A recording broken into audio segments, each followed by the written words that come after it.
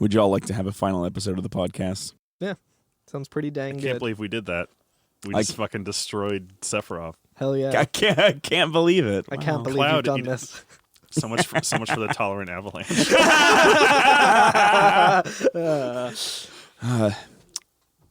This is the Every FNFF podcast, the final episode of Final Fantasy VII.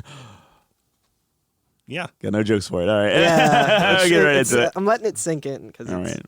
it's crazy. We've been doing this shit since June 21st, I think, is when our first. Really? Yeah. I mean, if anyone's listening to this in the future, which by the laws of time you will be, but I just mean like years down the road or something, that's going to make no sense to you. But that's been what? How many fucking months is that? It says June 21st because that's a Friday, but we actually published it on the Wednesday before. Oh, goddamn. Oh, But because of my OCD, I really wanted to also be on a Friday. I love it. And I love it. so retroactively, it was posted on Friday. Oh, hell yeah. Yeah, it's like, 7 months ago, we were recording in my hot fucking room upstairs that we had to take breaks for every couple minutes to like Turn the AC on. to turn the AC on and let it cool back down. Speaking of, I'm going to turn the heater off. Ooh. Yeah, I was thinking about it. I'm like, we've like done a lot over the past several months. Yeah. Like different locations. Yeah. I'm excited to not have to talk to any of you all ever again. ever again. We've been to everyone's house. It's kind of nice. Yeah. Yeah, we've podcasted at everybody's house. Hell yeah. So listeners, send us a donation so we can get a studio. Yeah. Oh, I thought you were saying send a donation so we can do it at your So house. we can buy a house. So we can do it at your house. Yeah. You are not allowed to be on it, but we will do it at your house. Yeah, right. That's our top tier donation, incentive or whatever. Donate enough, we'll come to your house and eat your food and podcast there. You cannot be on the podcast. You will not be on the podcast. Yeah. We will not accept sausage as a pizza topping at your house. I will. Actually, I probably will too. Yeah. I won't accept. I don't like green peppers on it. Yeah, that's fair. Yeah. Pineapple is fine on pizza. Who Get over it. in Avalanche likes pineapple on their pizza? Barrett, because he has a complex palate and he's not a fucking coward. That's true. I believe it. I was gonna say Barrett. Yeah. I don't know why. It was just like an intuitive thing. I don't think Red likes. I don't think Red eats. I don't think he's pizza, gonna eat probably. pizza. Yeah. No? Yeah. Well, maybe if he does, he's either gonna eat like a veggie lovers or straight cheese. Yeah. He's got like a margarita. Margarita pizza. Peanut butter pizza. No. Now I'm just thinking This of is going to putting. be another listicle for later episode. Yeah. I'm just thinking about giving Red 13 some peanut butter. So he's just constantly like trying to get it out of his mouth. Yeah. And you can make it look like he's talking, even though he fully knows how to talk. I also like the idea of he's just barely holding this thing of peanut butter and his tongue's going into it trying to get the stuff in the corner, but he can't get it. He has to use his tail to soften it up. Oh hell yeah. What were we doing? Yo, fucked Sephiroth up. That's yeah, what we just fucked did. him up. We fucked up him up good. Mind Sephiroth. The Sephiroth of the mind. We got him. Ladies and gentlemen, we got him. And then that's it. No other problems to be had. No. Well, not that we can control anyway, I Yeah, guess. at this point it's like we've done all we can. Yeah. I think I don't know Cloud why I said took as much. credit. I don't know why I took credit for it all. Like me. Hey, it's like one of the credits at the end of the game. It says, and you. Yeah, and me. You're Or right. Who Shot Mr. Burns Part 1. Well, I can't solve this mystery. Can you? And then it just zooms out and he's talking to Chief Wiggum. It's like, I'll give it a guess so. shot. Like, Yeah, it's my job. It's my job. All right. All right. So we fucked Sephiroth up, and from now on, it's just a cutscene for the rest of the way out, right? Yeah. Like 3D models and everything like that, which also means that it's the last time that we see Vincent or Yuffie. Yeah, like we 'Cause, just don't see them. Yeah. Which I guess makes sense. They're optional characters, so they absolutely. Yeah, wouldn't have rendered them. Especially because, I feel like, especially late in the development cycle, we've kind of talked about how the production of it might have gotten a little, and it could have just been on the localization team or whatever, but there were more typos, there's kind of more weird stuff and inconsistencies a bit. Yeah. So it makes sense that they wouldn't necessarily do the exact same scene and dedicate space for it for both Yuffie and 4 different Vincent. times, neither of them, one of them, or both of them. Yeah, exactly. Or one or the other, yeah. Yeah. So I mean, a 4-disc game. They're just hanging out like The 3-disc game. slightly out of frame. Yeah, right. Yeah. Yeah, the cutscenes with Yuffie and Vincent are on disc 4. Yeah. Which you need to you have to have Aerith in your final party You have to have unlock. you have to have a relative working at. I was gonna say at Nintendo. But No, absolutely. Yeah. It's like the Intellivision where they would sell you an overlay that you put over the screen, so it would just have Yuffie and Vince on the screen. Oh, I know them well. When we were kids, my dad got us an Intellivision from like a thrift store or something, and we were like so excited. We're like, "Holy shit, a new video game console!" And we were like playing Burger Time and stuff. But like, if you didn't have those weird like things that you slid over the controller to like know what the controls were, you just had to guess, and you basically just had a TV remote in your hand. So we were like, okay, I think this is how you do this. I think this is how you deploy the pepper in the Burger Time. Yeah, Intellivision sucked. Maybe we'll see Pepper get deployed at the end of this FMV. Yeah. So after we beat Sephiroth, Cloud's just standing there in that black abyss or whatever. Yeah, it's cool. And, like Sephiroth like bursts into light, and then also like weird red energy that just like dissipates. He out. gets absolutely fucked. Yeah. Like get fucked, Sephiroth. I like Fucking too piece how of like shit. Cloud just has like a little bit of blood on his face. Like, Yeah. Which, yeah, he didn't. Well, yeah, it's to make room for the possibility that he attacked you and then you counterattacked like in your game, he gave you a quick or hit. like during Omni Slash, he just barely hit his forehead with his sword. He's like, "Ow!" Yeah. It's very American Psycho, just like one little. yeah, right, Swing. yeah. Oh boy. Cloud is really into I was gonna say Hans Zimmer. Who the fuck is he into in that movie, American Psycho? Huey Lewis. Huey Lewis. Thank you. And the news. Credit where credit's Hans due. Hans Zimmer in the news. Hans Zimmer in the news. That's the power of love. Anyway, Don't need no credit card to ride this train. so yeah, We're getting like a little bit of a Link after a boss fight kind of vibe. It's very shimmery. Oh yeah, Yeah, Looks like he's about to get beamed right out of the dungeon. yeah, Hell Well, yeah. yeah. So like The dungeon being his brain. a bunch of like wispy strands Well, of what is the brain but a dungeon that we're all trapped inside? yeah, like a bunch of wispy green strands kind of like start surrounding him, and Yeah. like a little like pillar of light kind of comes down, and he says, "Oh, live stream!" Like and now everything's in like captions. Pre-rendered like, Yeah. captions. Baked yeah. in subtitles. What the fuck? Yeah, Yeah. and he like looks up into like the light kind of beaming down at him or whatever, and he sees a hand reaching out to him. Yeah. and I think that it's implied that he thinks that it's Eris. I think, and this again, conjecture. I think it might actually be Aerith's hand. Maybe, yeah. Whose hand do you think it is? Well, I mean, I think the implication is because can I say like what happens right Sure, after yeah, it? Okay. yeah, absolutely. So he sees his hand coming down, and he kind of like reaches up to grab it, and then it real quick snaps back to reality. Oh, there goes gravity. And Oh, he's so mad, but he won't give up that easy. and he's standing right where we left him in the northern crater. Yeah. right on that little precipice. But now everything's gone to shit, and the whole place is fucking falling apart and Yeah. exploding and shit. Right? Which I guess like 'cause maybe the energy Sephiroth was there was holding it together, or the fact that Holy has been cast now, Yeah. and it's ready to like fucking pop off. Everything's falling apart. But then he sees that the hand is Tifa's hand reaching out to grab him. Yeah. Right? And he's like, "Oh shit!" And so he does like a couple little hops over some like falling rocks and then grabs her hand. Right? Yeah. So Okay. here's why I have conjecture for that. Okay, go ahead. And it could be explained a million different ways. And I'm not really like gonna die on the hill of this is definitely Aerith's hand, but it's just a hand that reaches in. Yeah, it's not like, through the gloved or green. anything. And then it shows Tifa's hand, and she's wearing her gloves. Yeah. Right. But it could also be the thing that we were talking about, where like we can't really take a lot of this up until this point literally because we're like in Cloud's Yeah. mind, especially right after that scene that we just saw. So it's like, it's in that different like realm or that different dimension or like the mind palace or whatever, where it's like there's a hand there, so it doesn't have to necessarily be like the physical hand. Like it could just be he's seeing. I get the impression that like the party's kind of said it multiple times throughout the game that like, oh, Eris went to this place, cast Holy, and then died there, but she had a lot of it planned out in a way. Like, they had that argument about like whether or not she planned to die there or not. Right. But very Obi-Wan Kenobi. Yeah, where yeah. Like, if you strike me down, I'll become more powerful. Yeah, yeah. I imagine. And Once the sword goes through Aerith, her robe, like she just disappears and the robe falls to the ground. yeah. Cloud has his hand cut off and he's screaming. But we've had an idea that like a lot of what's still happening throughout Disc 2 and Disc 3, like she kind of knew what would happen and has prepared in advance for it, right? Yeah.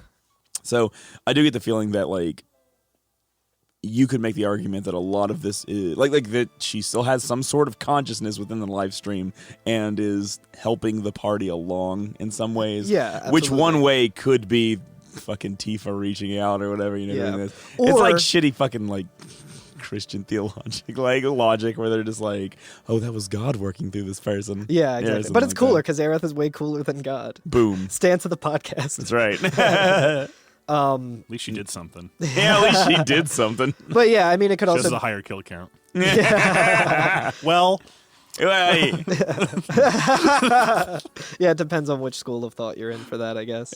But yeah, it could be a thing where like you were saying, like in the mind realm or whatever the fuck, like Aerith's hand was just kind of like guiding Cloud to Tifa's hand. Yeah, possibly. Yeah. Because it's not even like when it flashes over to Tifa, it's not like she's reaching through the live stream or whatever was like No. enveloping Cloud. Well, I get the idea that like when he snaps back, he's like back on focus because like I said, Yeah. I think that he was like in his mind. wake up, doing sleepyhead. that. Yeah. But Wake yeah, up, stinky boy. either way, he kind of like does some jumps, grabs Tifa's hand, No. doesn't he accidentally pull them both down? No, so what happens is Oh, he almost gets there. and everything then- is collapsing. Yeah, you're right. Like, which I think, I can't remember if we really went into it, but the entire time we've been descending down the crater, there would be portions of it just collapsing, like, behind us. Or, Yeah. like, in front of us, and then we have to jump a different way and stuff. So, like, not really stable.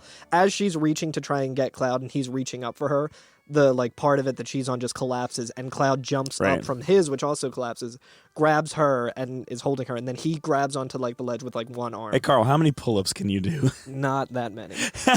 Like, This is a fucking feat. I'm pretty sure I can do exactly 0 with one arm. And Cloud can do it with Tifa in his Yeah. arms. so He was able to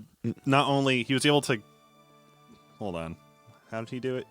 He, Well, jump- so he jumps up, catches her, and then does a little spring, and then okay. Yeah, and then he goes grabs a ledge. Because I was first like, And- did he just jump and catch her mid-air while also getting enough momentum to go catch the ledge? No, he did a little hop, yeah. and they have a tender moment just hanging there. Yeah, so Oh, yeah. so they're hanging there from this ledge for a second, and Cloud says, "I think I'm beginning to understand." And Tifa's like, "What?" And he says, "An answer from the planet, the Promised Land. I think I can meet her there." And then she's just like, And then it shows Tifa's face, and she kind of like closes her eyes a little And bit, then, like kind of pushes her head into Yeah. Cloud's chest a little more, and like it's kind of a moment where it's like, It's a spiky pauldron. oh though. man, you're holding this girl who you guys clearly had a thing like a little bit ago, and he's like, yo, I think I can meet up with my ex-girlfriend. yeah. But like it's not actually taken like that because Tifa immediately just like embraces She Cloud a says, little hard. And yeah. she says, yeah, let's go meet her. Right. And then the motherfucker does a one-armed pull-up onto the ledge holding another person. It's even more impressive than a pull-up because he's only using his fingers. He doesn't have like a full grip on Yeah, a bar. yeah. It's like Ninja Also, Warrior it's shit. like it's from full extension too. You know what I mean? His yeah. arm is not bent when he starts. He's Yeah. like full left arm extension and pulls both of them up. I think it's actually his right. Oh, is it right arm? Yeah. Okay, my If you look mistake. carefully, you can actually see her clip through his arm. So Unless you're he doesn't playing on actually do much. Unless you're playing on the Wii, where they had to mirror the entire game so that you could use the Wii mode. And then it's his left. Also, can't go without commenting on the gratuitous just physics that they for that one instant shot of her grabbing the Yep. ledge. Yeah, it's very gratuitous. Hoisting herself up. Yeah, I will say this, like I think that they got it out of their system with this one, with FF7, where like from now on I think they do a little bit better about the character models for What their about characters. Lulu? I don't think that they. I mean, I don't know. I don't remember. It's not We're- as gratuitous. I was going gonna to say we'll get to 10 pretty soon. Yeah. but I don't remember them being just like establishing shot. We're just gonna hang right here, like for a whole absolutely. minute. I just mean the way that they Yeah. designed her Yeah. outfit. Yeah. Yeah, but no, I'm glad that you brought that up because that's like there's no way to watch this scene and not be like, oh, okay. Yeah. I mean, even the weapon cutscene had I think that one was by far the worst offender. The quintessential, Yeah. I'm gonna fall over.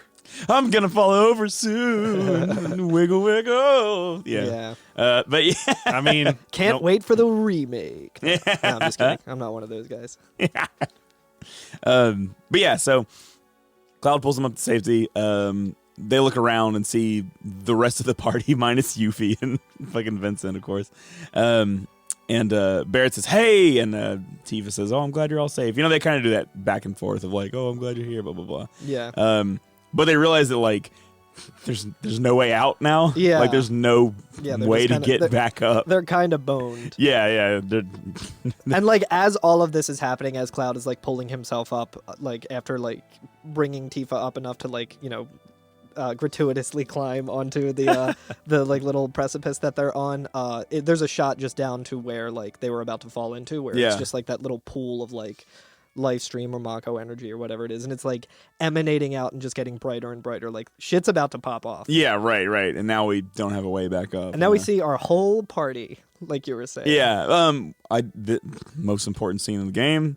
Sid's cigarette falls out of his mouth. Yeah. Again, every cutscene that he's in, his cigarette falls out. Oh, really? I mean, I think the only other one that he's in... Was it the weapon one? Yeah. Okay. The same thing as his ultimate weapon rising above. Like, what? Like, he also, like, in this scene, he's a very wide man. Yeah. Does that make sense? His head looks tiny. He looks like a weird like a Kenner action figure. He does. Yeah. Like, or like what? Who was that comic artist who made the giant, like huge buff, like Captain America? Yeah. I think. What's his name? Ken? I don't know if that's. I need to look that up because. Rob Liefeld. Rob. Yeah. Okay. I don't know where I got Ken. He does crazy proportions of. Yeah. Man, I went to a party one time where there was a guy. Sid. Where all of my comics friends, like who love comics and were like brought up on them and like really, really into them, were having a discussion with someone at the party who like we didn't know, who was like all about that artist. Really? Like, no, he's my favorite artist. And like my friend's like, that's funny. And he's like, no, I'm serious. And the guy was like serious. He's like, yeah, it's great. Like, have you ever seen the side-by-side comparison where someone was, like, pointing out that it's not ridiculous because, like, they showed a picture of, like, Arnold Schwarzenegger or something next to, like, the picture of Captain America, which is just, like, you're like, that's not how humans are shaped. It's insane. So, yeah, Sid looks like that a little bit. My one... It's just what they think Americans look like. I don't know. My one thing that I can add to the comics discussion, because I don't really read comics or anything, is that I saw that there's a new Sonic the Hedgehog comic, and it looks fucking badass. Oh, really? And I was like, I have to look at this. I'm going to have to see what this is about. Do they show his feet unshoed? I don't know. Because if so, they're not really playing to their audience. Yeah, so... So yeah, okay. Yeah, so they're like all looking at each other like across the chasm because they're boned, and they're just like, "Cool, like okay, everyone's safe. That's good. Yeah, everyone's safe except for maybe Vincent and Yuffie, who we don't see at all. But they're like, okay, now where the fuck do we go? Yeah, Red makes a quick statement saying Holy should be moving soon. Yeah, I thought you were gonna say holy shit. Oh, he says holy shit. And then I can swear now. I'm a bad boy. Yeah. He's like, I have achieved my manhood by absolute saving the world. serendipity, though. The fucking high wind just comes crashing down from the top, which I guess like everything's been disintegrating so much that wherever we landed has just also disintegrated. And yeah. Do you think it just fell, or do you think the crew was like... I do love the fucking idea of the crew, like the pilot just being like, I'll just fly it down. Yeah. Down right into it. No, you're taking the only way to go up is to go down. Yeah. He forgot to disengage the parking brake again. Well, yeah, the thing is, like, when it falls down, it's pointing fucking downward. Yeah. Like, it is not, Someone was They're like, not like backing up and like, beep. Yeah, right, yeah. But yeah, like Sid, right before like that happens, he's just looking up with his cigarette in his mouth, and he says, "Oh, Lady Luck, don't fail me now." And then like just his like looks shocked and terrified, and opens his like everything starts shaking, and the cigarette just falls out of his mouth. And that's when like I guess like it's kind of appropriate that he said Lady Luck, because like the first thing you see on the high wind is just like his like bikini goddess, as he calls her. Yeah, just on the side of it. Yeah. But they said the crew uses the high wind to get out. They leave the logistics to our imagination of how they were able to turn it around. Well, I think what happens too is like this is when like inside Northern Crater starts erupting just with Yes. like Lifestream or Holy or like Yeah. we can get into like the intricacies of Yeah. that, but it kind of shoots up like a geyser. Oh, you can say it pushes the Yeah, Highwind it shoots up up like a geyser. They're all inside Yeah, the you're Highwind, right. and they're at the very like peak of it, and just it almost looks like a super Kamehameha wave from Dragon Ball. So let's talk about what fucking happens to the Highwind as soon as it gets blasted out of the Northern Crater. It just starts falling apart. It just gets thrown up. Yeah, he's thrown up, and Sid's like, shit, and then he Literally says shit. No like Yeah, yeah. censoring. No zoinks here. and then he grabs like a lever and pulls it, and like a bunch of parts of the fucking Highwind fall off, and surprise, the whole time it was a fucking jet. Yeah. Like a different jet, not like the one we did when we came to the crater. No, like Yeah, like I a mean Star like a Fox jet, like a Star an R-wing, right? Yeah. It's like a fucking like, it's dope. Yeah, it looks cool as hell. It's also a really cool scene just because It's a like plane. the way that the Highwind is like the emergency brake or thing that he's grabbing is like he's holding onto like a something that's like on the floor, but like the way that it's like Just some piping or whatever. yeah, like he's just like free hanging and has to like pull himself up and grab it just Yeah. because of like the way that everything is oriented. Right. It's so fucking cool. Yep. But yeah, so the live stream and Holy and shit starts pouring out of the reactor, and we kind of like cut away to Calm Yeah. for a moment, Mhm. and the camera's like kind of zooming around Calm, and it shows like a house, right? And it looks like the house that like Vincent's weapon. Yeah, that we got. yeah. I think it's that like house. the sniper rifle or whatever Yeah, it was. yeah. I feel like it's that house. I think it is. But Marlene's there. Yeah. So, and at first I remember being like, is that Marlene? And I guess I remember Kate Sith saying that he took her somewhere safe. Yeah. And I guess somewhere safe was entirely out of Midgar, so which is good because Yeah, Yeah. that's definitely somewhere safe. I mean, good because I went to Midgard and could not find them. Yeah, true. yeah, I was that like, makes well, sense. no, Earth's house is empty. Oh yeah, that's right. I did that too. I don't think you can go back to Calm and see Marlene. I'm pretty I sure don't you believe can. so. I think it's in a building that you can't actually access. Oh, okay. Yeah.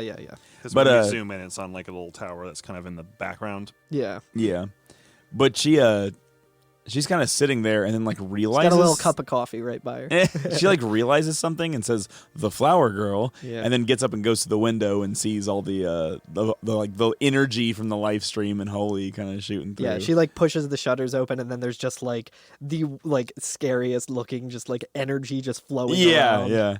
And then we see Midgar and like holy shit, Midgar is getting fucked. So like Meteor is going to hit Midgar, like that is going to be the center of the impact. Yeah. Like Majora's Mask took a lot of inspiration from this, I feel like. Just with like how everything's proportioned. Like the meteor is just like right above Midgar. It's not moving very fast. Yeah. It's just kind of It's like slowly about Yeah. to smush. I feel like, hey, y'all, you better move. You better get out of the way. Get out of the way. Yeah. That's awesome power. Yeah, that's what I was thinking. No. Yeah. yeah. But like the I guess If you like guys get killed, it's not my fault. but I guess like the gravity and the energy from Meteor is like ripping houses out of their foundations and like pulling the Mako reactors out of their like fittings and shit like that and like sucking them up toward Meteor. Yeah. And there's vortexes forming. And there's like Yeah. these fire vortexes forming and like just running through the different sectors of Midgar, just ripping them apart. Yeah, I there's mean, like lightning and shit too. Like it's just like it's, other plates fall. You see that as well. yeah, Like, it's- they kind of just show a shot of like the outskirts of like Midgar where you see the Shinra headquarters like in the distance, just like looking up towards Meteor, and there's all these vortexes and lightning, and shit's just getting fucking destroyed. yeah, Sister Ray is gone. Shinra headquarters is gone. it destroys all of that. There's a very, It's like- fucking it. There's a very fitting moment where I think there's like a vortex or something that just rips off the Shinra logo off the front. Yeah. Yeah. It's Very actually like poetic. a bit of lightning hits it and stuff. It's so good. It's very poetic seeing it. You know what I The mean? lightning is blue, very much like Force Lightning and Return of the Jedi, though. Oh, yeah. But yeah, shit's just getting fucked. Yeah, and we come back to the Highwind, and Barrett says, "Wait a minute, what's going to happen to Midgar? We can't let that happen." Yeah. because it is getting fucked. Like the worst case scenario is playing out right now. Yeah. Right. Well, I think what happens before that too is like the energy that flew out from from what's it called, Northern Cave, just kind of flies above, like between where. Oh, that happens right now. Yeah, okay. where the meteor is and right where Midgar is, and it's like so holy. Yeah, the energy of holy specifically. Yeah, which is the blue one. Energy. Because there's green life stream, and then there's holy is being cast, and holy kind of comes through. And we've heard multiple times throughout the course of the game that like holy will decide whether or not the planet gets saved. Like it's not a sure thing. You don't cast holy and then it takes care of it. It like makes a decision of its own accord and like we'll figure out what to do. Right? It's RNG if it's gonna work. Yeah. But it looks like it's not working. Yeah, because like it stops it for a bit, and then there's also a really cool shot where you see Holy just like surrounding like Midgar and the meteor crashing into it in the distance. Yeah. And the foreground is just Cosmo Canyon. So it's just like Bugenhagen's like observatory, like it just shows that and off in the distance, and like can you fucking imagine just being there and looking out and just seeing that shit happen? Yeah. And you're like, oh, I'm glad I'm not right there, but this is also the most terrifying shit I've ever seen. Yeah. So, but the meteor doesn't look very big though from Cosmic Canyon. It looks like it just looks like a little tiny little meatball. Probably big enough to meatballs all the way down. I mean, I don't know about meteors or anything like that, but I bet that's probably enough to kill everything. I mean, it's if it was moving at meteor speed. Oh, good point. It's just as big. It's like as big as Midgar, or maybe a little larger than that. I feel like. But enough to cause a wound in the planet that Sephiroth could be at the center of. I do think it's funny that they didn't really spend much time animating Marlene because like she winces when the holy comes through. Oh, it's very cute. And then she just like, yeah, just like barely, just barely, just puts her hand up and like closes her eyes a little bit. Her bangs shuffle a little. But, so Red says it's too late for Holy. Meteors approaching the planet. Holy is having the opposite effect. So I think like the thing is that like Holy didn't work. Like Holy made a decision and was like, you know what, fuck it. Yeah, fuck it. Like y'all motherfuckers fucked up. Yeah, y'all motherfuckers fucked up. It's done. Yeah, and which is like, holy shit, to be a moment of despair at the very end of the game when you've like beaten the final boss and be like, guess what? It didn't matter. Yeah, it's not working. You can see like meteors like pushing through the holy, just like pushing away the holy shield or whatever. Breaks through it and it's like, and then it becomes red. Like everything becomes red, and Shinra HQ just gets even more fucked up. Right. Yeah. And then we see a really kick-ass shot of like the High Wind flying with its new wings. Yeah, it's just a fucking jet plane. It's badass. I hope no one was on those parts that got jettisoned. Yeah, it's just the guy who's like in the chocobo stable. It's like right. Just me and my golden chocobo. What was the golden chocobo? He'll be all right. Well, no, I guess there's no flying ones in this game. Anyway, has no fall damage for flying chocobos. But so like we're at like the lowest moment, right? Like it didn't work. Holy either had the opposite effect or wasn't strong enough to stop Meteor. Either way, it either decided against like letting us live or right. Because at this point Sephiroth is dead, so it might like you could argue that like the Holy whatever it is made a decision and was like, well, Sephiroth is not going to take over the world now. May as well let all the humans die because they're terrible. Yeah, right? exactly. So, if Holy was summoned when he was still alive, maybe it would have to prevent that. But now he's like, we're gonna look for the worst thing possible on the planet right now. Right now, it's people. Yeah, exactly. That's true. They're like, well, we don't know. They killed killed my precious weapons. Yeah. If Holy was summoned today, 2020 in real life. I don't think we might have much of a chance. I think it's I listened to a podcast about coral reefs today, and it made me real sad. Well, speaking of, did we talk about this on the podcast where there's the coral Pokemon, and in Sword and Shield, it's a fucking ghost Pokemon, and it looks sad instead of my god, I didn't because know that. they're like, like, we fucked up, we killed the coral reefs are dying, so they made the coral reef Pokemon or the coral Pokemon a ghost Pokemon in the new one. Yeah, I know. Yeah, it fucking sucks. Feels bad. We'll have a whole podcast about Pokemon. Yeah. God, anyway, did we talk about what Ketchi says?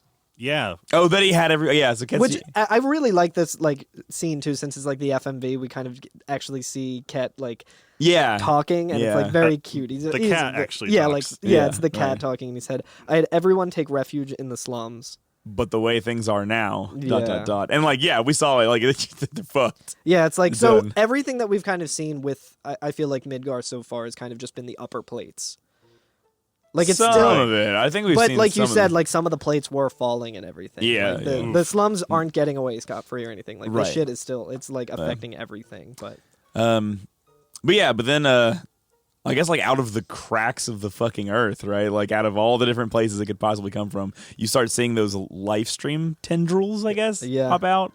And a great part of the song that's playing starts playing. It's very like bouncy and like kind of like happy and like almost mischievous or whatever. Like, it was really weird to be like at this point where it's like everything. You're like everything's about to end. Everything's like, ending. Why Yeah, is this is the end of humanity. Yeah, but the party's like, oh, what's that? I think is it Barrett that I think says it's Tifa. Tifa says it, like, what's that? And all these tendrils start coming out, and Cloud says life stream. Yeah. And you see it start like fucking reaching around the planet, like it's going all the way like from every place it can possibly come out of, like the cities and the rivers, and like it's very much like, oh, nature, here's nature. Because like, you know, we saw when we were talking to Bugenhagen the very first time, right, where he was like, all living things are part of the live stream, whether it's like plants or animals or people or whatever.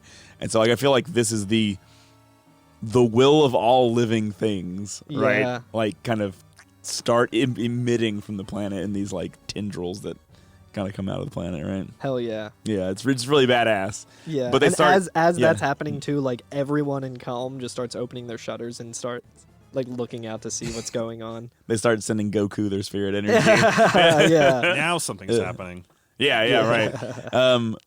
Which I don't know if they explicitly say during this, but like what is happening is that like the will of everything living on the planet is like deciding that it still needs to go on. Yeah, right. So it comes out to try to force Meteor out and destroy Meteor, right? Yeah. And so like we get this amazing scene where it's like a shot from like low space or whatever, like low Earth orbit, where you can see like the curvature of the planet. Yeah. And you see like Meteor smashing into it, wholly around it, and then the live stream from all over the world covering the world and like all merging into one spot. Slowly like just filling up everything around there. Like it's not just like one beam like Holy was. It's just like it starts out and it's kind of thin and it sort of just spider webs in to create like a full mesh. It like covers the whole planet. Shield. Yeah, by the end. It is the wildest looking thing. And it's cool too because it's like bright, like it's weird to say bright and dark, but like a deep red in the center, and then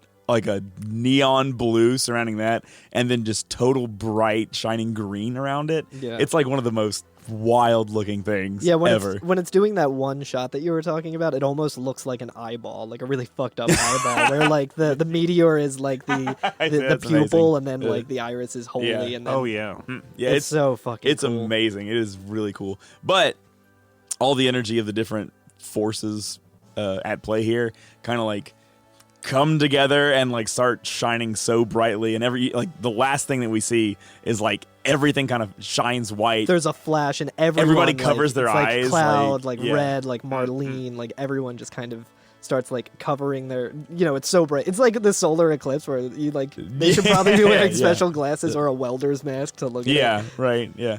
And everything just flashes to white. And that's credits, baby. Not yet. Wait, isn't? No, you missed a very important detail. I thought that was after the credits. No. The last thing that we see. Oh, that. I'm sorry. It real quick, as everyone's like blinded, it just shows Aerith's face exactly like the same as when we saw her at the first thing in the game. When she was looking at the... Where she just looks up and all those green little specks of Livestream are just surrounding her face. Just perfectly fucking bookending it. Oh, perfect. It's perfect. Mm-hmm. Oh she just looks up and like has a slight smile on her face. Yeah, I know, and then it's fucking credits. Holy shit. Oh my god. The fact that it's like the first thing we see in the entire game is that picture of Aerith. Yeah. And she's like looking at something in Midgar, and there's like a little bit of live stream coming up. And I remember we had like that discussion on the first episode, like what is she looking at there? Yeah. Or whatever. And we can now definitively close the book on that. It was live stream. Yeah. Because like I listened to that on the way over here tonight because I was like, I know we had this discussion. I want to see where we landed on it because like I think we all forgot, or at least you and me. We forgot that like that is like the last thing that you see. Yeah, I moved right on from it. I'm sorry. Oh my god, like it's. Oh, and so also the music, perfect. It also gives like those little piano tines. It kind of plays like a similar like melody as to like the intro. The intro. Yeah. Like the nice part right before bombing mission. Yep. And then boom, credits. And then fucking credits. Yeah, Oh, I'm getting tingles. I know. I'm getting tingles. Getting a little misty-eyed. Yeah. Oh, yeah. What a game. What a fucking game. What a fucking game. Yeah. Credits roll, baby. Also, credits music, pretty badass. Super badass. Like, it's like flashes of Junon a little bit. Yeah, it's like kind of militaristic march. Yeah, it's weird. Yeah, It's cool though. It's so good. So fucking. It has good. kind of a Metal Gear Solid kind of thing because Yeah. it's very like Or Jet Yeah. Force or like Gemini. Terminator or Terminator.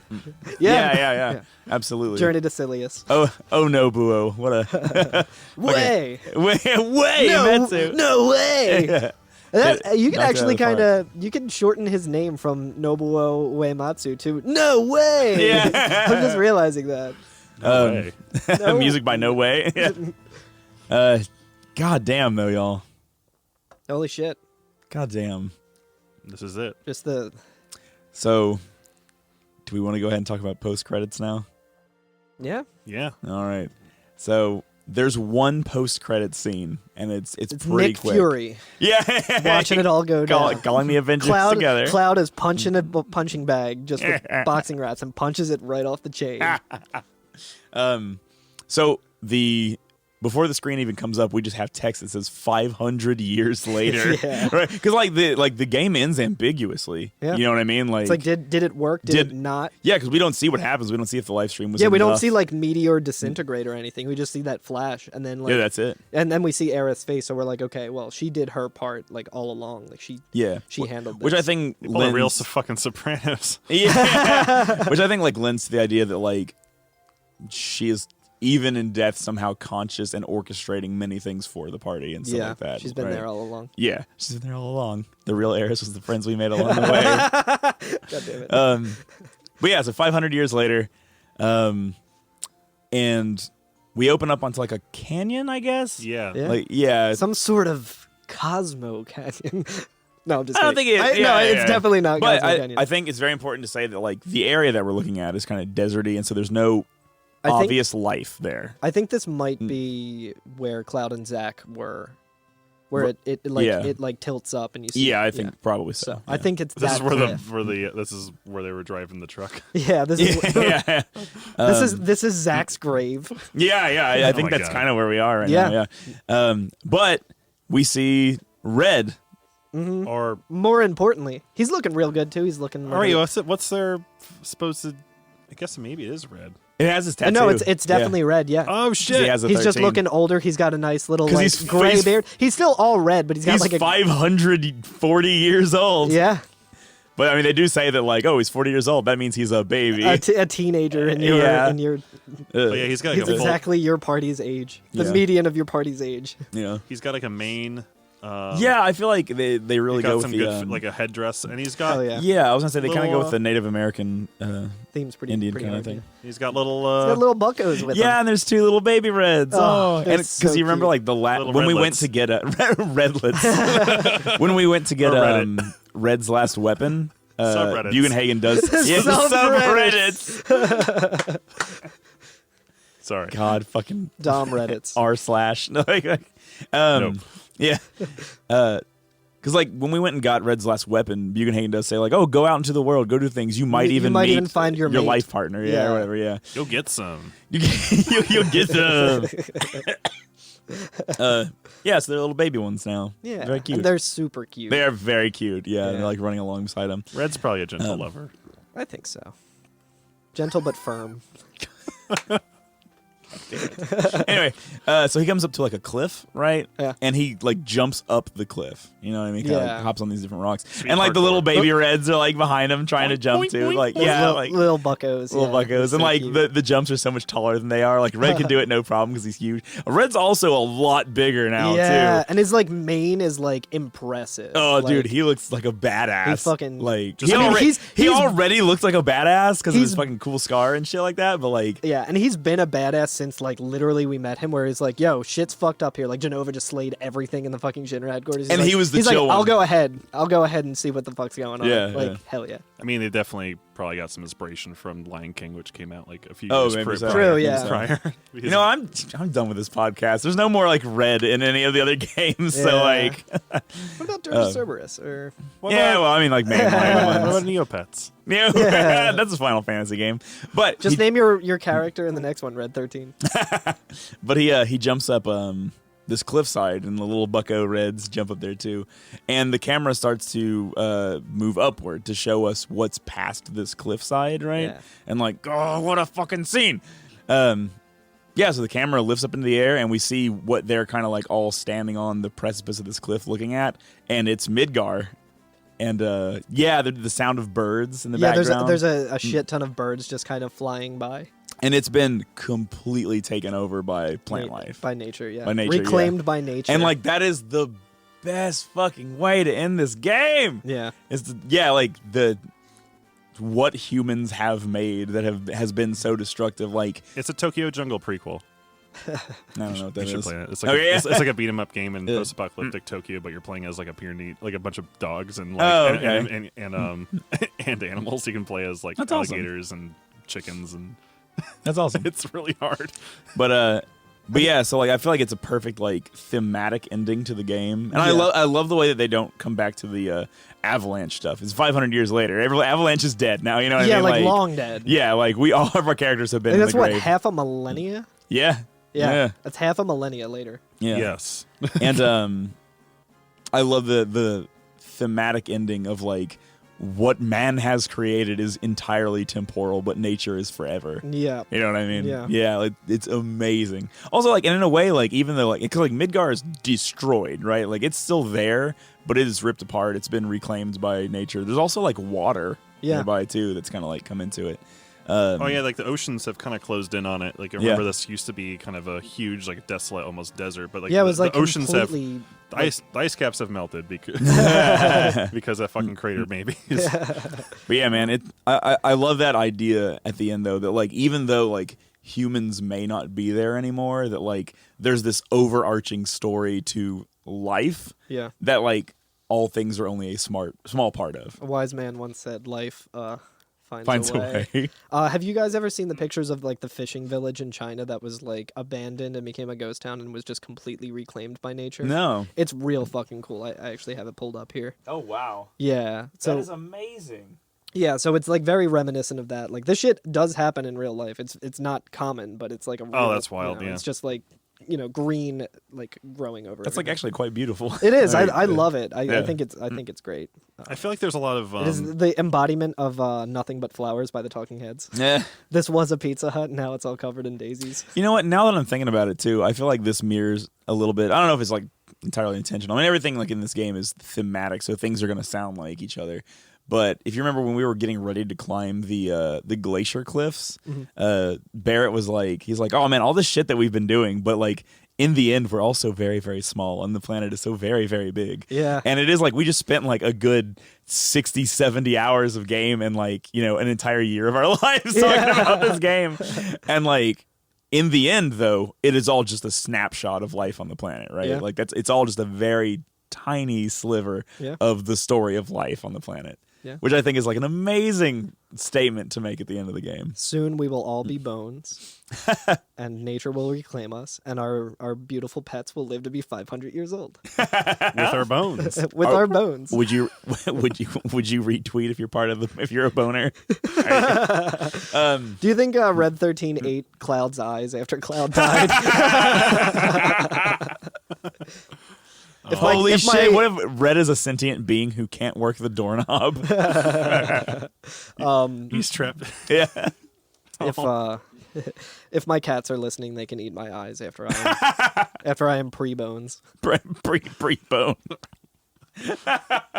Pre-bono. This reminds me of that television series on the History Channel called Life After People. Yeah. That was really cool. Which was just basically like if humans just disappeared and like how long would it take for buildings to collapse? How long would it take for basically things... exactly What is that on? It was on History Channel. The History Channel. I've only seen a couple of episodes of it. I could like never catch it when it was on, but like way back in the day, like I would be home and my dad would be watching it and I would just sit down and like watch some of it with him. And I have to go to work after this podcast, so I might like just put put that it on. Yeah, if you can find it. It was really fucking cool. And they're like, it would take your domesticated pets would last maybe 3 weeks without you. And I'm like, no, fish needs me. Well, gosh. Yeah. Is there anything else we want to say about that last cutscene or anything? Or? Where we are now in the present.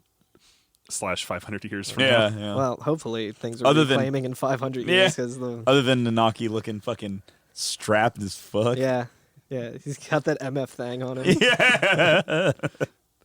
No, I burning. just I just really love that the last thing that you see in like the actual like final cutscene is just Aerith's face, like Yeah. same God. like it's like the same exact thing as the beginning of the game. It's just and the same so- notes with the music. Ah. It's just Whap, whap, whap. And it's like she has like a little smirk on her face too, Yeah. which is like I told you I would take care of it because she Yeah. did tell us that she was gonna do it herself. She's like, well, I'll take care of it. yeah, but she It's like the last thing that she said to us was that like, don't worry about it, I'll worry about Sephiroth, right? That's like the last thing she said to us. yeah. So period. I'm wondering if we didn't stop Sephiroth or whatever, like we kill Weapon, we die in the final battle or whatever. Like, do you think Aerith would still like? I don't know. Because like it's not Holy that saved everything. It Yeah, was like right. the live stream, and like she is pretty much a driving force of it. Like that's pretty. She may have just had that much faith in us. It's true. But it's it's just Cloud's like, no, let me handle this. Like you just don't know how to use the materia. Yeah, And, right. like, it's like, no, I know how to use the materia and also use the live stream to save everything. Let that be a lesson to you all. Mansplaining will kill us all. Yeah. I also, maybe because I'm just playing too much Zelda, but I always forget that because of the low poly model, I think that bow behind her is actually her ears. Those Hell little yeah. drippy ears. Hell yeah. It's like, ah! Or it's like in Pinocchio when they start turning into like donkeys. Oh my god, yeah, Yeah. they're like smoking cigars and shit. yeah. Anyway, All right, well, I'll tell you what. Let's go to break go to and come break. back, and we'll have a couple wrap-up thoughts. Yeah. big picture. Big picture. Big Big picture, picture. spending G's. Yeah, I love that when they call me Big Picture. All right. All right. See you there.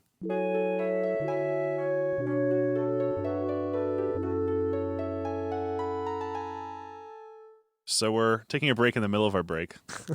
Yeah, that's right. We're 2 breaks deep. Because last week, We told a filthy, disgusting lie. That's why. This is Was the filthy, disgusting Recompense. lie that we were gonna do one more episode? the filthy, disgusting Of- lie was that last episode was the last episode? Yeah, that's what I meant. And then we had Corey on to do the last episode, and we promised him that he could talk about the ending of the game and everything, and then we ran long and kicked him off the pod. We gave him a soapbox and then smashed it right in front of his face. So, as an act of penitence, we are joined with Corey. You motherfuckers. I also meant to say joined by Corey, so Yeah. I Now I read it. am an enemy of the pod. Shit. you were already an enemy of the pod. You just didn't know You've it. broken my heart, and I'm casting Meteor now. He's I'm found the gonna be the blood. Kate sheet of your fucking. It's just a fucking Roomba. No, I am catchy because I'm like remoting in today. Yeah. Yeah, you it's got your true. nice little foot warmer. Yeah, Elmira's bringing me a hot cocoa. It's delicious. I love it. I love it. So yeah, we already talked about the ending cutscene of the game and how fucking amazing it is. Did you talk about Cloud's badass one-arm pull-up with Tifa on his side? Oh, you fucking know we did. Yeah. I slowed down That's like frame the by best part of the game. It's better than Omni Slash on Sephiroth. I slowed it down frame by frame, and like Tifa straight up like clips through his arm. Oh shit. Damn. Doesn't make any sense. Well, this game Yeah, sucks. well, That's just how strong he is. It's like in any Zelda game, like when Link pulls his sword out of like his back. It's like that's a physically impossible move. Yeah. Oh, Just yeah, slow to, like, down yeah, every get your time the arm sword just so flips high. out. Yeah. Imagine Sephiroth trying to do that shit. They better make his arms really long in the remake. Hell yeah. Sephiroth Got them- wants to got play them Super Dunk, but he Masamune can't find arms. any like table to put his sword on. Massive moving arms. Masamune. All right, so what do you got for us, Corey? Masamune. Give us some thoughts. What are your thoughts about Final Fantasy VII? Either the ending cutscene or in as a whole. Well, like I like that they keep the final shot kind of open. You don't see any humans after the like disaster. You just see Red and his new family that Yeah. sprung from his mind, like the head of Zeus. Uh-oh. Oh shit, they're gonna get Corey. They're coming for me because I'm talking about the video games again. The war on gamers continues. They've outlawed that in Brooklyn. They've outlawed gamers. We support our troops and the war on gamers. On both sides. Yeah. We support our bastards.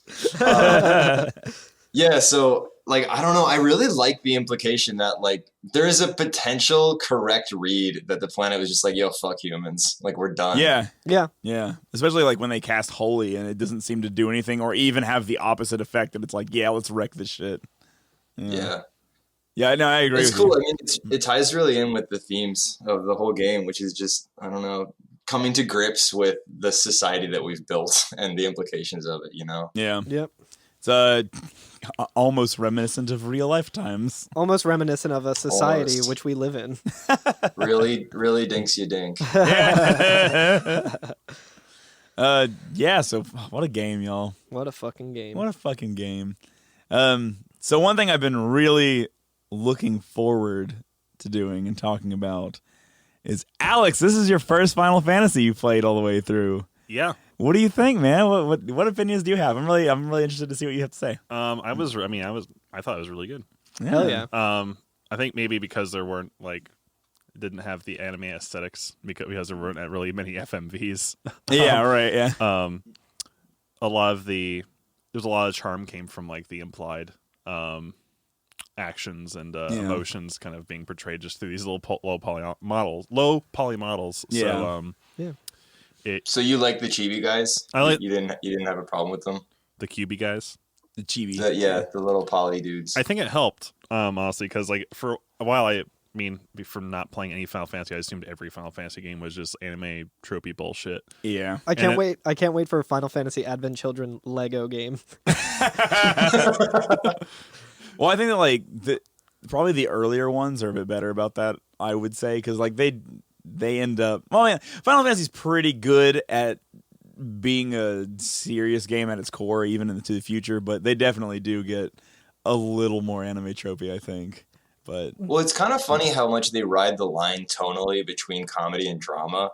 yeah, Like I feel like the legacy of Final Fantasy is that it's like the big canon JRPG that everyone plays and people take it very seriously, and your favorite character gets killed halfway through. But honestly, it's like every Final Fantasy game has tons of like goofy slapstick moments and like weird like tonal changes, and you'll see it a lot like in 6 too, where they have these flashes of their expressions that they exaggerate because they're like little sprites. But even in FF7, like I feel like the chibi aesthetics, like the little like goofy Lego men, it makes the funny moments even funnier. Yeah. And it's ignorable enough when it's supposed to be dramatic. And when it really has to be serious, they cut to like a CG kind of sequence. Yeah. Yeah, and you can kind of use like suspension of disbelief and just be like, oh no, well this is just the universe as it's presented to be, so I can take it on its terms and just kind of, like let my imagination do the work. It's kind of like creative writing 101 or like,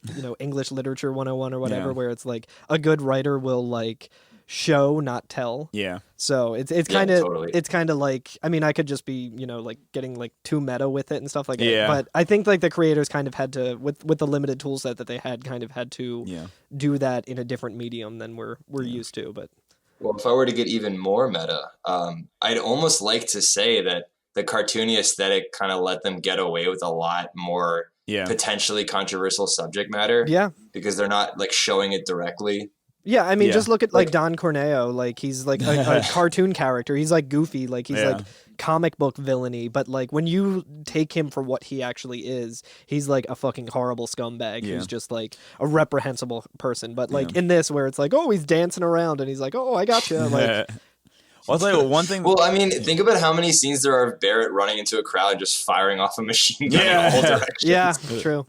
I actually think that I love the chibi characters. I think that the low poly models, like, for me, they super well hold up even today, because I think that there's a lot of actions that like give this game a lot of heart and a lot of charm that the later ones don't do, just because of the way the graphics are. Like, and for instance, like one of them that I fucking love is like Yuffie is like crazy, right? Like she's always jumping all around and being like goofy, and like because of the low poly models and the cartoonish way it's handled, she can do that like anime thing of like just teleporting around a room, and you're like, okay, she's just frantic, she's running around like a goofball, but they can deliver it in a way that's like very cartoony, or like would be in like a 80s or 90s anime where somebody's just popping around all the corners of the screen. Yeah, like everyone else is in their like standard like drawn form form, but there's like the little chibi, like Yeah. whatever, like jumping around and like shaking their hands, like looking like they're in like a tornado or whatever, like Right, yeah. And I think that like some of the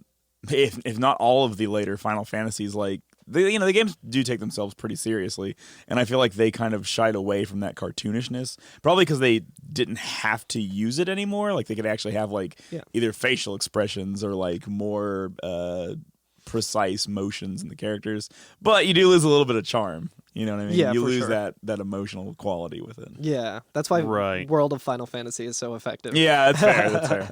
I'm afraid that in the remake, Yuffie's going to come off as like a weird Hot Topic girl that says squee. Yeah. I kind of wonder how they're She gonna... says RAR XD. Alternating caps. She does say "gowd." She does say "gowd." Oh my roar! RAR in dinosaur means I love you. RAR in dinosaur means I'm stealing your fucking materia. I made you a cookie, but I hated it. Oh God! I found a materia, but I hated it. But that's like our generation's annoying teen girl. They're gonna localize her to like a Zoomer teen girl, which Who the fuck even is- knows? Well, you know what? That's like? probably way better.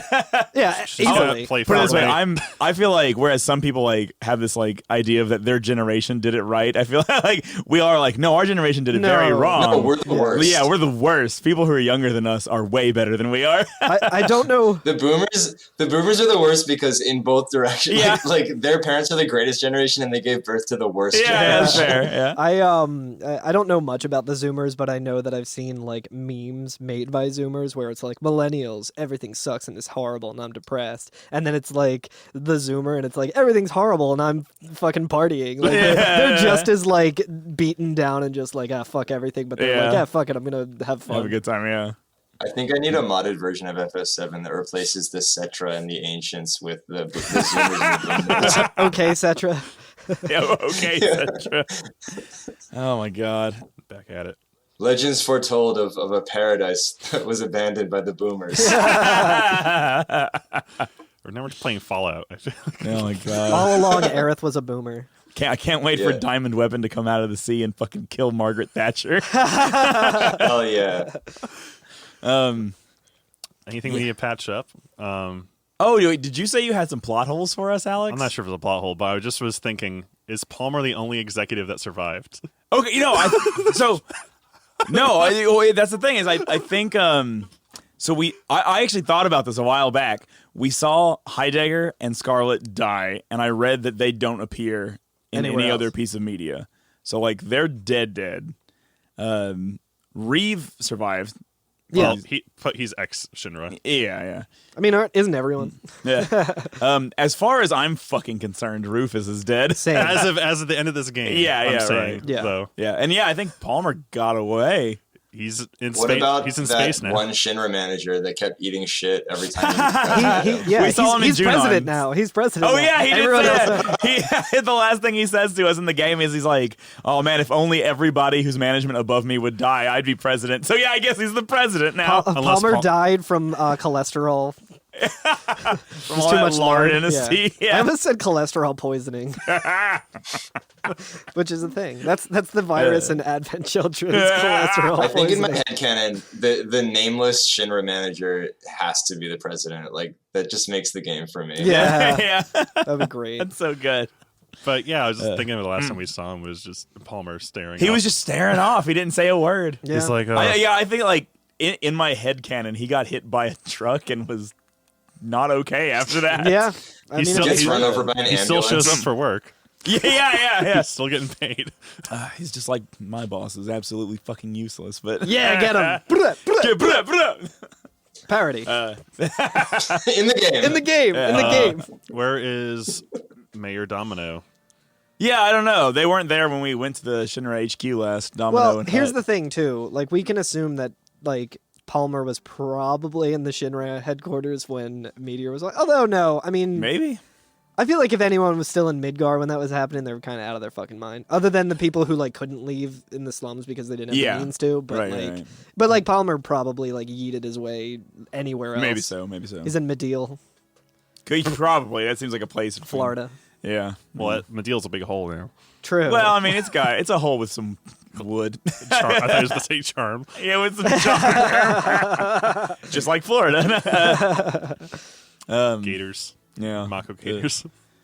So, yeah, man. I mean, like, we've done it. We talked about Final Fantasy VII beginning to end. I can't believe we're here. Can't fucking believe Well, it. so before you really put the bookend on it, I mean, I don't know if you guys have gone into a heavy discussion of the themes over the story, but like, Take it away. there's a lot of stuff to unpack there. Sure, yeah.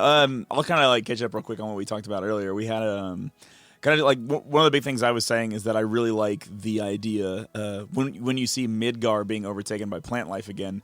I was saying it kind of reminds me of what Barrett says outside of the Gaia Cliff, where he's like, "Oh man, all the things that we're doing and all of this politics in between people, like it's so much smaller than the planet. Like we're fighting for it, but we're so tiny and insignificant that the planet would never even realize that we're doing it." And I was saying, like, I really enjoy that part of it because all the things that we did and all of Midgar being built and all of the Mako reactors and everything that we know about during this game is only a very, very small sliver in the history of life on Earth, and like showing, mankind's greatest achievement completely taken over by plant life. I think is like a really cool way to end that game. Yeah, and I mentioned it in the last week's app, but I think a lot of the game it's got a lot of like looking back and kind of people sort of changing the way they look at the past. Like I think there's so many people that are kind of trapped in a world that's been built around them or some kind of hole they've fallen into, and just they need some kind of like catalyst to push them out of that kind of like, I don't know, prison of ideology almost. Yeah. And I think so much about how, like, not just the creations of man being dwarfed by nature, but just the humble beginnings of the goals of Avalanche and what ends up happening, right? Like, the game opens up and you're doing what any ordinary person would consider like an absolutely insane, like radical kind of mission, right? Like, oh, we're just going to hijack a train and go destroy a power plant. Yeah. And in hindsight, that's like the simplest, tiniest thing you do in the entire game, right? Yeah. I mean, because you keep discovering how deep the hole goes and the implications and how broken the whole like system is. And it's really moving how Avalanche just constantly is like, fuck it, we'll take that down too. Like, and just they expand their mission, right? And they just keep going. Yeah. Like, a living god killed the president of the evil corporation. Well, we'll just have to take him down next. Well, there is I think that I'm trying to think of out of all the Final Fantasy games, this one probably has one of the darker tones to it. Yeah. But I guess it's just, even at like the worst points, there's like kind of a triumph of the like the passion of people to do right by others, I guess. Yeah, totally. Yeah. And I keep thinking about the line, there's no getting off this train we're on. Oh, yeah, that is a good theme for the game, yeah. I think about it just because the game starts with them getting off a train. Right. They do get off the train. No. They've gotten off several trains. Because the first iteration of that line is, I think it's Cloud who says, like, it's just like these tracks, or it's just like this train that only goes where the tracks lead. Yeah. And by the end of the game, that sentiment has been completely reversed, right? Yeah. And it's that, like, we can't move from our, this direction that we've decided to go. It's just, I mean, it doesn't come off as, like, beautiful when I'm saying it this way, but it's kind of like, I don't know, I feel like that's the heart of the whole game. Like, moving from a place where you feel like you're being pulled along to where you get to be the conductor of the train almost, Yeah, right, yeah, I mean, and that tracks perfectly with what we were talking about last week with Sephiroth and Cloud, how, like, the entire game, they kind of do that thing, like, where you're like, oh, like, we were talked about it before, where it's like, Hojo's like, hey, do you ever feel like you were being pulled or called somewhere? And Cloud's like, oh, I don't give a shit about that. I'm just in this to get Sephiroth. And it's like explicitly him being like, yeah, I'm being pulled to Sephiroth for this reason. Like, he has not really full agency over himself, even though he thinks he does. But by the end of it, he surpasses that. And I guess that does make sense for each of like the individual characters' stories as well. Like, they're like, I guess a way you could say is that they're all railroaded into a lifestyle that may not necessarily be their choice, right? Yeah. It's like an interesting meditation on choice in the first place, right? Like, what really is the difference between Cloud being pulled towards Sephiroth and Cloud deciding that he needs to settle things with Sephiroth? Yeah. Right. Like, functionally, there's no difference. And so it's really more of just a matter of perspective almost. Yeah.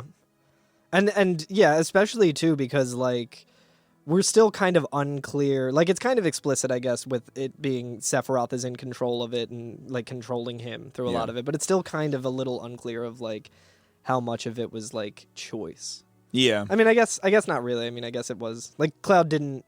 It's I guess I'm just trying to like grasp with like Cloud almost felt like it was inevitable because of so much like manipulation that was going on with his mind. Right. Not even just in terms of like Sephiroth or Jenova or whatever actually pulling the strings, but more so of just like being told like, oh no, you are a failed Sephiroth clone, you have no choice, and like he's so beaten down at that point that it's just like, well, this is the only thing I can do. So that actually to me, that makes me think of the other thing that I was thinking about in large themes about this game is identity, and how that plays into like we're talking about like choices that people make, right, and like how they're able to choose or not choose what they're doing.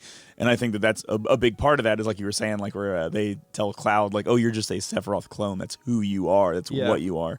And that like once Cloud finds out, the thing he wants to know is what his number is. Like he like begs Hojo. He's like, please give me an identity because right now I have nothing. I have nothing to base any of this stuff on. And I think like there's a shift as we go from the beginning to the end of the game of people being defined by their environments to people being defined by the choices that they've made. Yeah. You know what I mean? Yeah.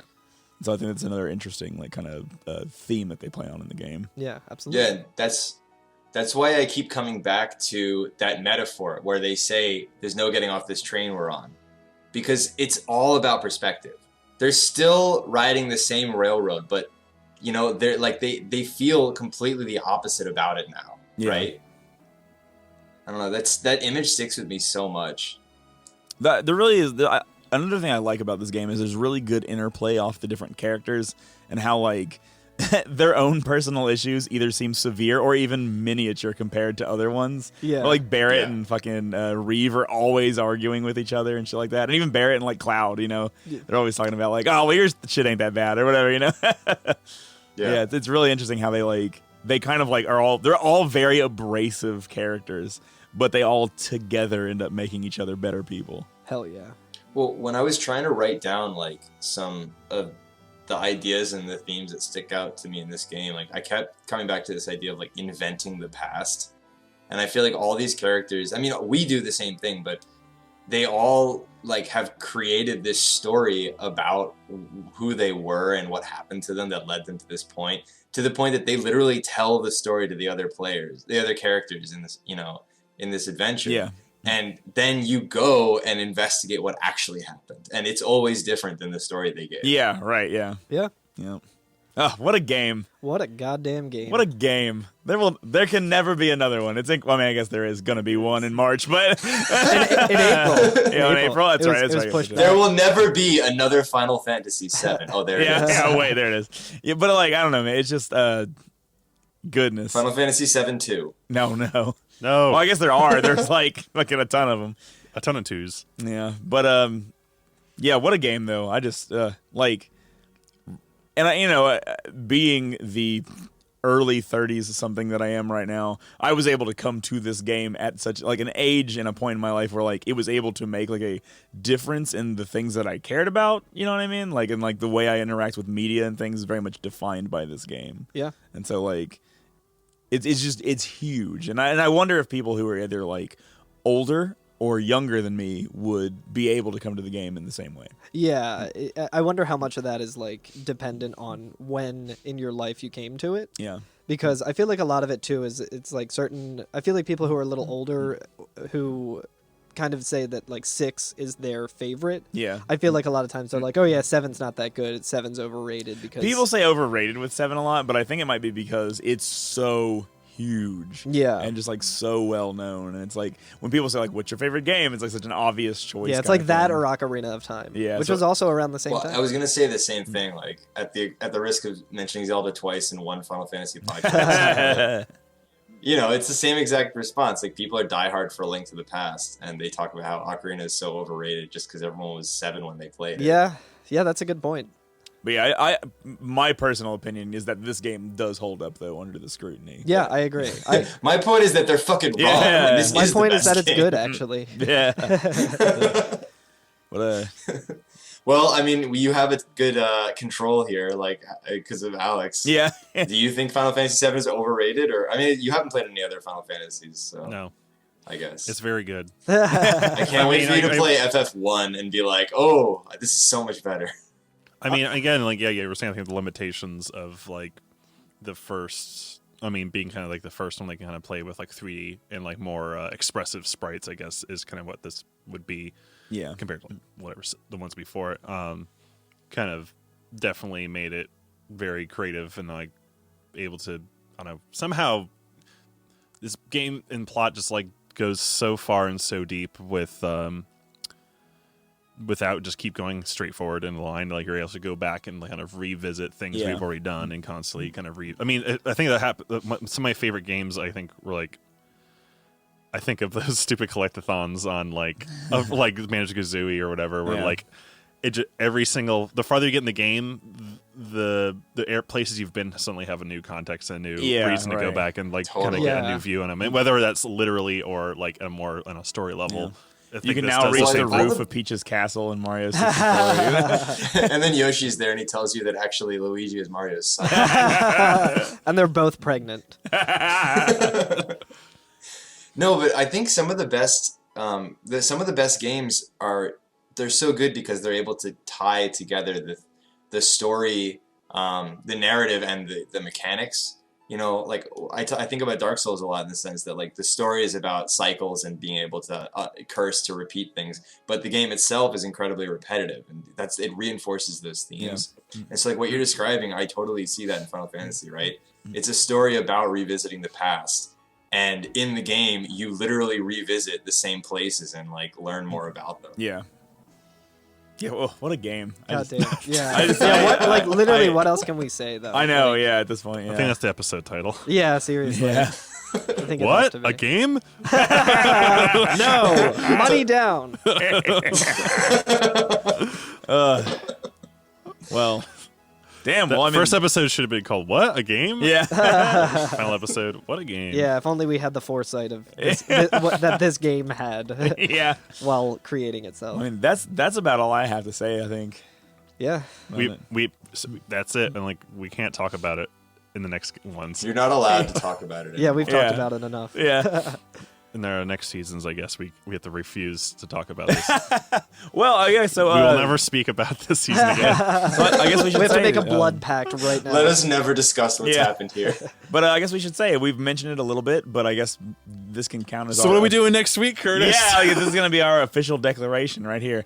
So we are taking a month off. We're going to be not releasing episodes. Every F and Shut up, FF Corey. except February. Yeah, No rest. every F and FF but February. Yeah. Yeah, so we're taking a month off. Alex is going on tour. Yeah. Going on Hell tour. yeah. Oh shit! Maybe have a new job. We'll find out. Hell yeah. Find out next time. Yeah.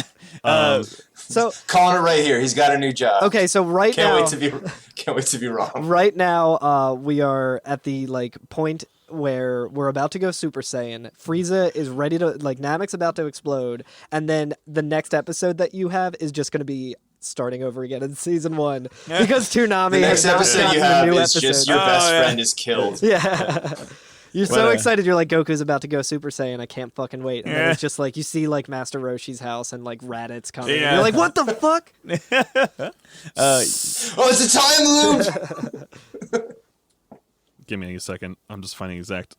The date. So we will be back in March, the first Friday of March. Don't forget daylight savings time is right after that. Don't forget leap year, you motherfuckers. Yeah. So March 6th, we'll be back, and what will we be playing? We'll be playing Final Fantasy 1. One. The OG. The big one. The big one. Going back to It's just called the Final Fantasy. yeah. Final Fantasy, the motion picture, A New Hope. Yeah. So the way we're planning on when they back then they called it Final Fantasy Great. the greatest Final The Fantasy. great Fantasy. yeah. So So the way we're planning on it right now, and I guess like we'll see when that first episode comes out, but we're kind of planning on having each of us play different versions because there's a lot of versions of Final Fantasy 1, some more broken than the others, with the NES one being just almost a travesty of programming, but I mean still like fantastic enough to kickstart a series of games. An endless fucking series. I want to play the web browser version. Yeah, well, there's the MSX version you can play. I don't know what that. Yo, is. I have an MSX. You can play the Final Fantasy 1 on MSX. I need to get a flash card for it, but holy shit. Is there a SharpX 68000 version? I don't think so. I don't think so because so. I feel like we would know just because of the music. Yeah, but, right. Yeah, I need some Final Fantasy with some FM bass. Yeah, but yeah, that'll be what we're doing next. There's some absolute hero on YouTube in 2014 uploaded Final Fantasy V Clash on the Big Bridge, but a Sharp X 68000 arrangement of it. Holy shit! I gotta listen to that. Does anyone else have a Wonder Swan color? Oh yeah, there's a Wonder Swan color version. What the fuck is that? Yeah, I know. So, but yeah, if you are planning on playing Final Fantasy 1 with us, may I recommend either the PSP or Game Boy Advance versions, which are two different versions. Like one of them has the original Magic system, and the other one switches over to MP, which is more of what the later games use. So they're still different, but both of those I think are entirely playable. They're entirely fine. Oh yeah. You can also play it on your 3DS. Can you play it on 3DS? Supposedly. Oh. Hold on. Sorry, that's totally slow. Hold on a second. So Final while he's Fantasy looking that up, Explorers. you mentioned YouTube music. Oh, but- sorry, it's in the Virtual Console. That's what I should say. Oh, okay. That makes more nice. sense. If you want to play the OG version. There you go. I think that's probably what I'm going to do is play the OG one because I recently beat it on PSP. I'm gonna be playing the one that's on the PSN on my Vita. Yeah, that's the one that the first time I beat it, I beat that one. Hell yeah. Yeah, That's a what I'm good gonna one. do. I will be playing the Game Boy Advance version. All right, Because yeah. it looks really pretty. It is really good looking, yeah. I'm actually thinking about playing the Game Boy Advance one and the NES one at the same time. Yeah, I mean, I got a month. I can also just send you my save after. Curtis, you have to speedrun both of them, one with your left hand and one with your right hand. Real Poexel hours. Yeah, God, yeah. God, I would love to have him on the podcast sometime. Anyway, so I would like to give a giant thank you to everybody who's listened to the podcast. You're welcome. It means the entire world. Except, thank except you. Corey. Yeah, enemy of the pod.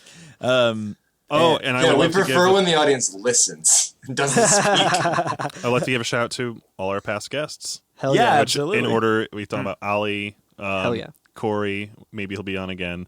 I don't know what he's Haven't up to. had the last of Corey. We got Justin. Justin and Adam from Night of the Round. Yep. Speaking of, since we're done with 7, their new album is going to drop very soon. Yes, which is Night entirely of the 7. Round 7. Yeah. Hell yeah. Tiny Ninja has been on. Yep. Fuck yeah. Mike Shirley, Colin Donnelly, Yep. Hell yeah. Wimmer, we had them on. Yep. Remy, who will probably be back next season because he has some thoughts about Final Fantasy. Cannot wait. Oh, Cannot wait. Hell yeah. And Corey again, I guess, because Yeah. you are. And you know what? I'll go ahead and just say this. If you're a listener, hit us up, man. You know, like Yeah, seriously. come talk to us about Final Fantasy. Do you have We would opinions love and it. you just won't shut the fuck up about them? Yeah, we'd love to hear you. And One of our listeners asked if we think Sephiroth was using Genova or Genova Yeah, was using yeah. Sephiroth. Yeah, that's a really good question. I think it was a mutual thing. I kind of feel like it's Look, a. all I gotta say is there's no getting off this train we're on, boys. Nah. Hell yeah. Hell yeah.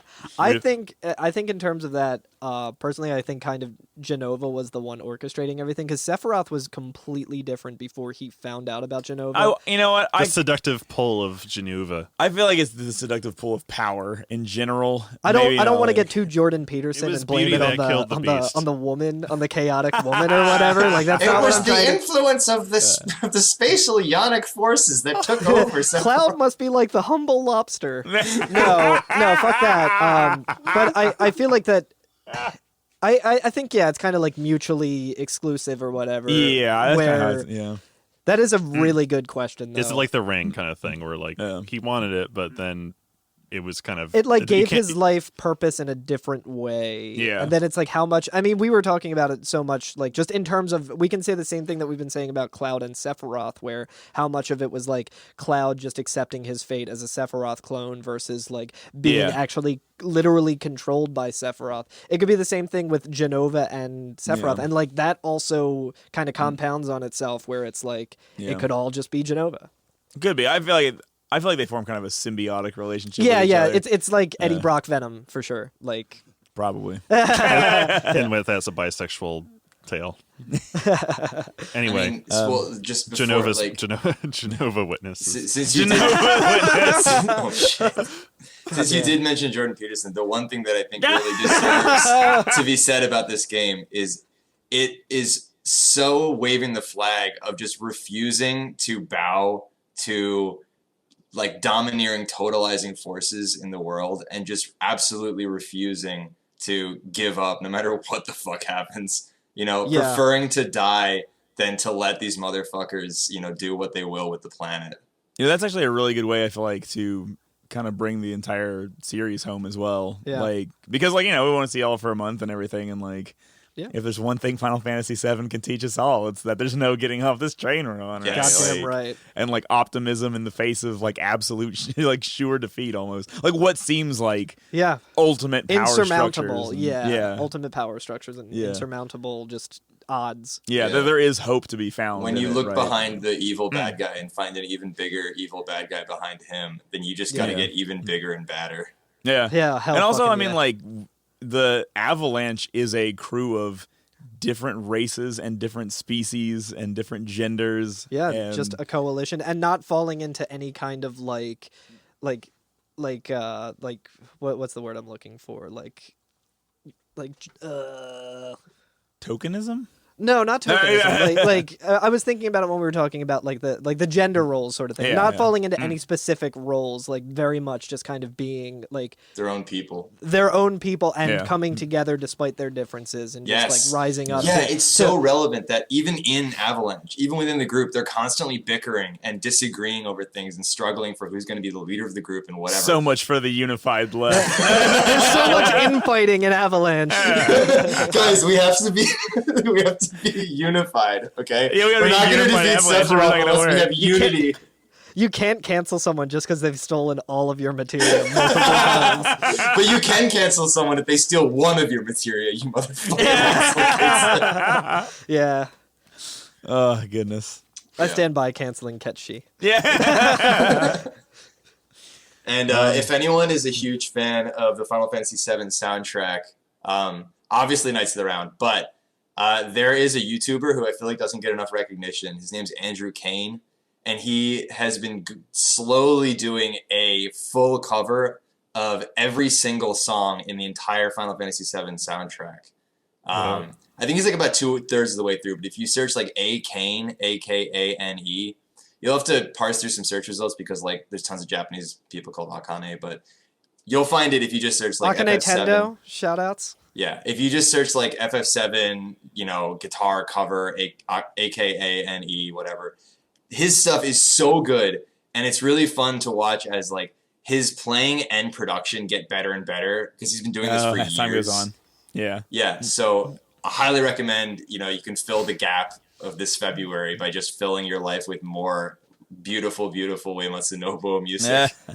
Hell yeah. I actually, a thing I wanted to bring up is that another great way to fill the time Hell yeah. in between now and our next episode coming out in March is go listen to the Those Who Fight podcast if Fuck you want yeah. some more Hell yeah. podcasting about Final Fantasy VII. Yeah, they really bring a lot to like just this discussion in ways that like we can't. Like we were talking about it earlier. I don't know if it's something that's going to like make it into the episode or not, but we come at it more from like just I like the way- fans and like fans of the music. I like the particularly. way you specifically said it earlier when we were talking about it. When you said that they're really good at themes. They're really good at knowing like who made it, and we're really good at saying, but what if Cloud farted in the live stream? Yeah, like, what if you he made guys a are the poop? dirtbag left of the FF7 podcast. Yeah, we seriously are. Yeah. Yo, it's just that East Coast attitude we got.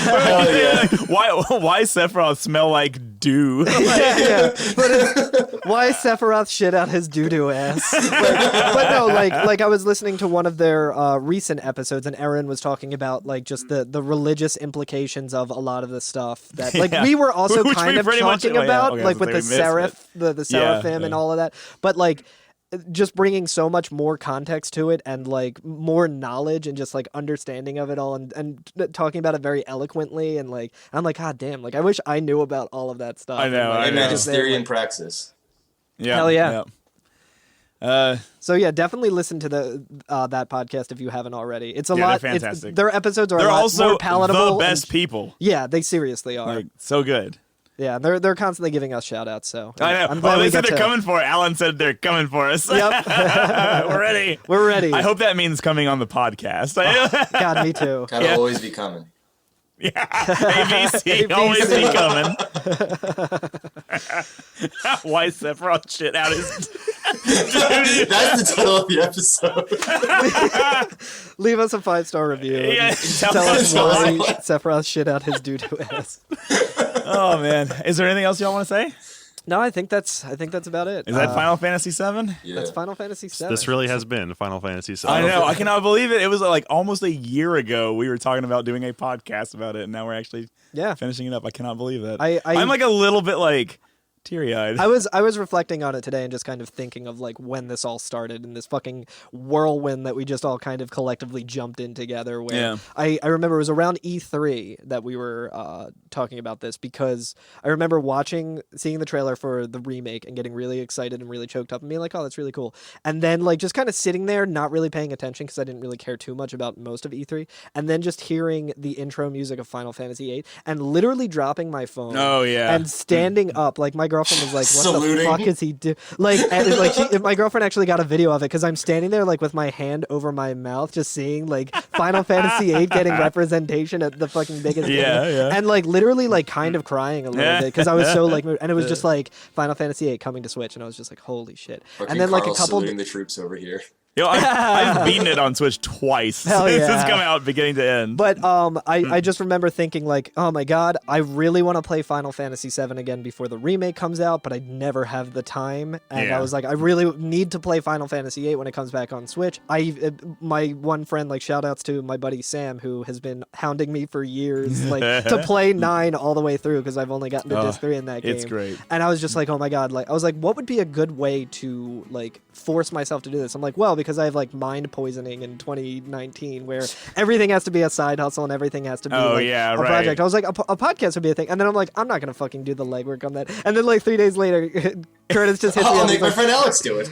no, Curtis was like, yo, man, I'm thinking of doing a Final Fantasy podcast. Like, this is my idea. I feel like you might be interested in that. And I was like, holy fucking shit. Yes. So thank yo. you. I want to thank you guys, like, specifically. Well, I was going to say, big shout out to fucking Alex, who's Yeah. done all of the work. Literally. Like, literally all of the work. Curtis got the ball rolling. I was like, yes, I have an excuse to do this that I can't back out of because other people depend on me actually doing this. I was like, fuck yeah. And then like Alex Alex built a full fucking studio in his house Yeah. that we're sitting in right now for this podcast. Alex like literally like was just kind of like I remember I was coming over to your place, Curtis, to record the first episode, and you were like, oh, do you mind if like Alex is there too? He's just gonna kind of help with like the production and stuff. And So here's the Yeah. behind the scene is that when you were trying to pitch it to me, I was like, oh no, this is gonna be real cringy and I'm gonna hate it. So And you were right. I wanted to put my foot in and like I'll help you set it up. I'll keep it going. And then Yeah. after the first episode, I was like, all right, this is real. I enjoyed the shit out of this. Oh, like, yeah, that's awesome. That's so exciting. Yeah. That's so I good. had, so And you just like kind of. I'm sorry I didn't have faith in you.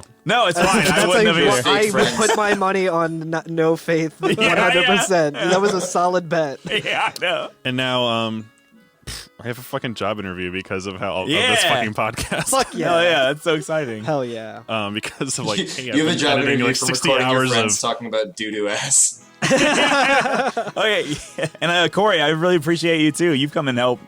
You've come in handy multiple times, not just as a guest, but as a reference. Yeah. Yeah. I've hit you up in the Slack that we have like early on, just being like, hey, here's some weird Japanese characters like that I want to talk about on the show, but I don't understand like what it could be. And you like came in with like the destroying God thing that it might say, Yeah. and, like the graveyard of the slums or whatever. And I was like, Yeah. yo, that's fucking cool. Yeah, it's all about mutual aid, baby.